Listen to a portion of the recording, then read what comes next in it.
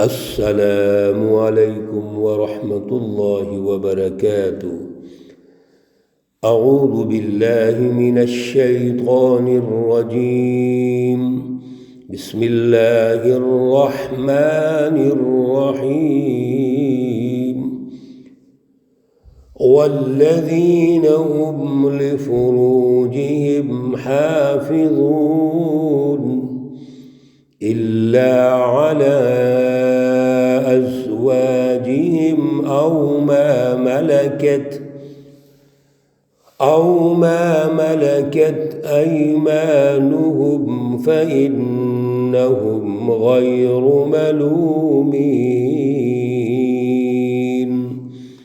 صدق الله العلي العظيم۔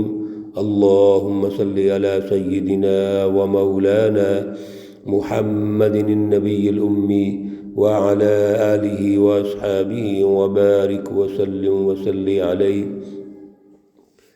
معزز سامعین و سامعات، سورۃ المؤمنون ہے، پارہ نمبر 18 ہے، آیات مقدسہ نمبر 5 تا 8 ہیں۔ اللہ رب العزت ان آیات کا فہم اور شعور عطا فرمائے اور عمل کی توفیق اور صلاحیت عطا فرمائے۔ گزشتہ درس میں سورۃ المؤمنون کا جب آغاز ہوا تھا تو ہم نے 2 اہم باتیں ڈسکس کی تھیں۔ اللہ رب العزت نے جو رہنمائی ارشاد فرمائی ہم نے سمجھی تھیں۔ ایک تو یہ ہے کہ سورۃ المؤمنون کا سب سے بڑا جو عنوان ہے وہ جماعت کی تیاری ہے۔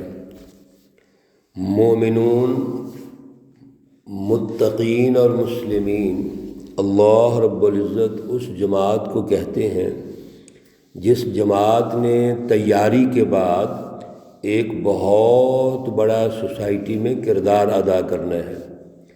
یہ مومن جماعت معاشرے میں ایک مثالی جماعت ہے، ایک ایسی جماعت ہے جس نے اللہ رب العزت کی نمائندہ بن کر سوسائٹی میں اللہ رب العزت کی جو دعوت ہے، فلسفہ توحید کی دعوت، اس کو بھی پیش کرنا ہے، اس کی رٹ کو قائم کرنا ہے، اور اسی طرح اس فلسفہ توحید پر ایک عملی نظام تشکیل دینا ہے، قومی اور بین الاقوامی انقلاب لے کے آنا ہے، تبدیلی لے کے آنی ہے۔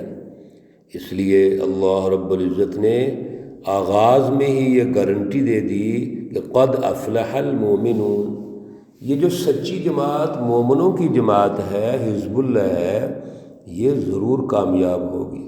کیوں؟ انہوں نے اپنے ہدف کو حاصل کر لیا۔ مکہ المکرمہ میں جو پہلا ہدف تھا وہ جماعت کی تیاری تھی۔ حضور نبی اکرم صلی اللہ علیہ وسلم نے ایک ایک فرد پر محنت کر کے ایک خوبصورت گملہ تیار کر لیا پھولوں کا، ایک ایک پھول اتنا مزین کر دیا اور جماعت تیار کر دی جو آنے والے دور کے لیے بہترین لیڈرشپ بننا ہے، وہ قیادت کی تیاری ہو رہی ہے۔ چنانچہ اللہ رب العزت نے اس بات کو واضح ارشاد فرما دیا کہ کامیابی ہمیشہ مومنوں کو ملے گی، مومن اور سچی جماعت کو ملے گی، حزب اللہ کو ملے گی۔ البتہ اس کے کچھ اوصاف ہیں جو پیش نظر رکھنے ہیں۔ اس سچی جماعت نے اپنے کردار کو چونکہ نمایاں کرنا ہے، اللہ رب العزت کی یہ نمائندہ جماعت ہے، اللہ رب العزت کی ہی رٹ کو قائم کرنا ہے، لہٰذا اس سچی جماعت کے خیالات بھی نمایاں ہونے چاہیے، اس کے نظریات نمایاں ہونے چاہیے، اس کا عمل و کردار بھی معاشرے میں نمایاں ہونا چاہیے۔ اس میں کوئی ابہام نہیں ہونا چاہیے، کوئی جھول نہیں ہونا چاہیے، کوئی شائبہ نہیں ہونا چاہیے، ملاوٹ نہیں ہونی چاہیے، دو ٹوک واضح ان کا عمل و کردار ہونا چاہیے اور نظریات ہونے چاہیے۔ تو گزشتہ آیات سے جو ہم نے آغاز کیا تھا، 7 صفات اللہ نے یہاں ارشاد فرمائی ہیں۔ پہلی صفت اللہ تعالیٰ نے اپنے تعلق کے اظہار کو واضح فرمایا کہ ان کا مومنوں کا جو طریقہ کار ہے، مسلمان اور سچی جماعت کا، وہ اللہ سے جڑ کے رہتے ہیں، اور جڑنے کا عنوان یہاں نماز بنایا ہے۔ پھر مومنوں کا جو معاشرتی کردار ہے، سماجی کردار ہے، وہ اعلیٰ سوچ ہے، اعلیٰ نظریہ ہے۔ ان کے 2 نمبر خیالات نہیں ہیں، کوئی انفرادی جزوی خود غرضی پر مبنی خیالات نہیں ہوتے، بلکہ ان کے خیالات اجتماعی ہوتے ہیں، قومی ہوتے ہیں، انسانی ہوتے ہیں۔ تو فرما دیا کہ والذین هم عن اللغو معرضون، اور پھر سوسائٹی میں ایک سسٹم کی تشکیل کرنی ہے جس کو معاشی نظام کہتے ہیں، اور معاشی نظام کے اندر ہر مومن شامل ہوگا جو زکوٰۃ کے عنوان سے ہوگا۔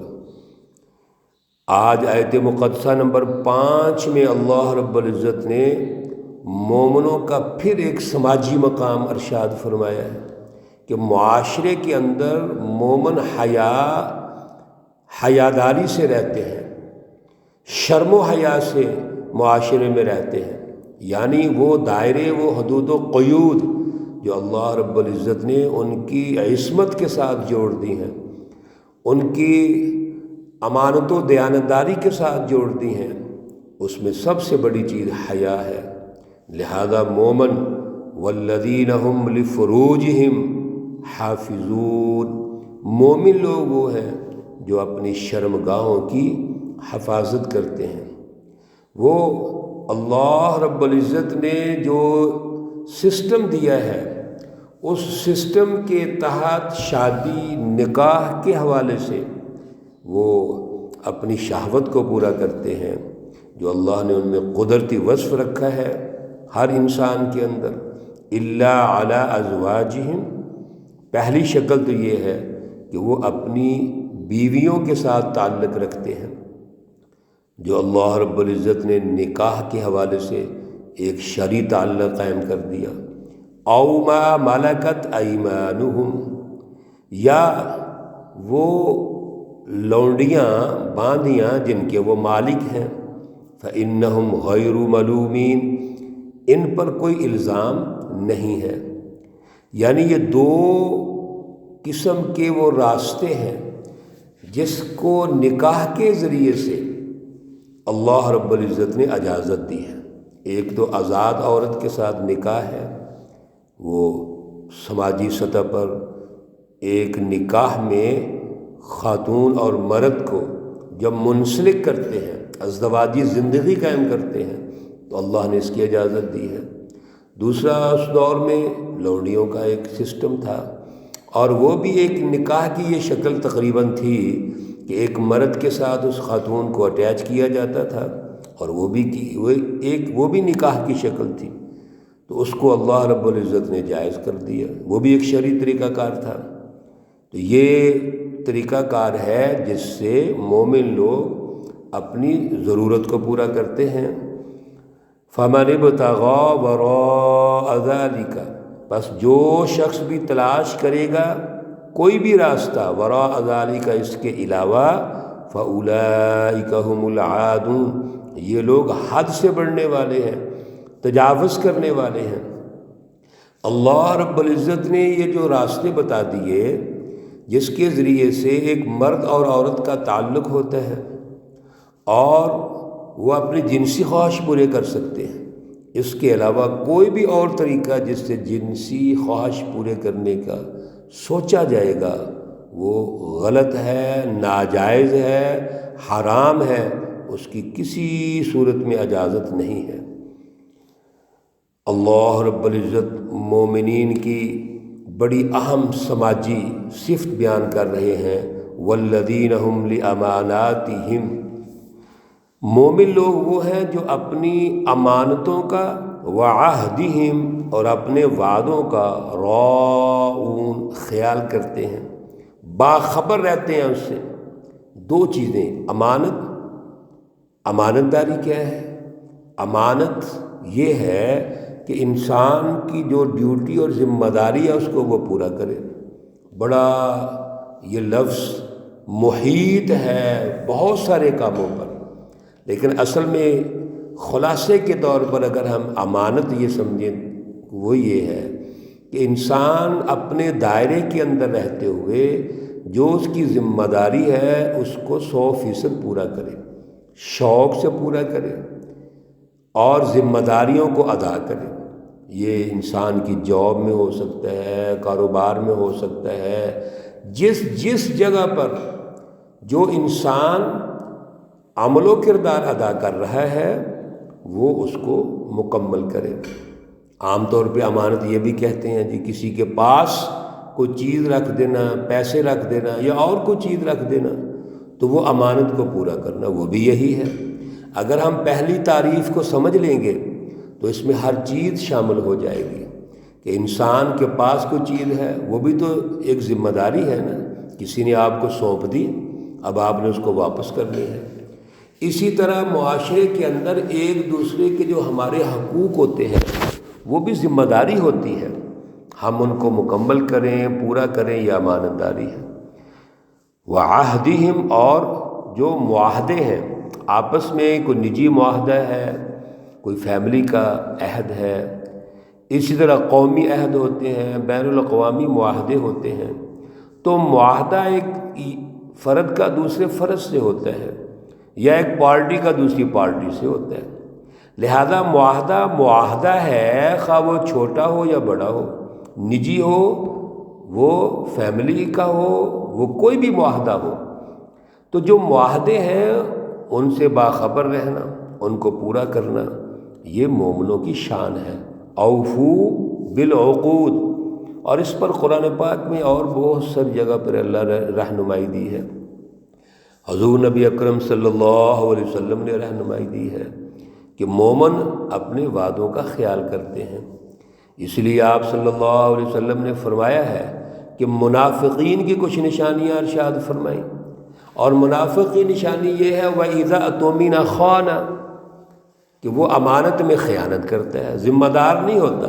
منافق کبھی ذمہ دار نہیں ہوگا، غیر ذمہ دار ہوگا، ہر کام میں غیر ذمہ داری کا مظاہرہ کرے گا۔ اسی طرح جو منافق ہیں وہ معاہدوں کی خلاف ورزی کرتے ہیں، وَإِذَا وَعَدَ أَخْلَفَ، وعدوں کی خلاف ورزی کرتے ہیں۔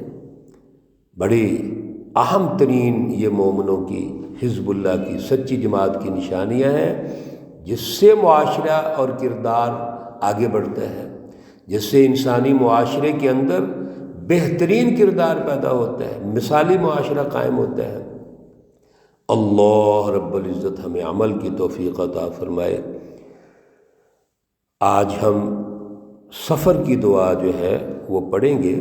جب سواری پر ہم نے سوار ہونا ہے تو اس سلسلے میں 2 دعائیں ہیں۔ آج ہم ایک پہلی دعا سیکھتے ہیں اور کل پھر دوسری سیکھیں گے، پھر ان کو اکٹھا بھی سیکھیں گے۔ تو سب سے پہلے جو دعا ہے وہ بسم اللہ مجریہا ومرساہا ان ربی لغفور الرحیم، یہ سورۃ ہود کی ہے، دعا ہے، آیت نمبر 41 ہے، پارہ نمبر 12 ہے۔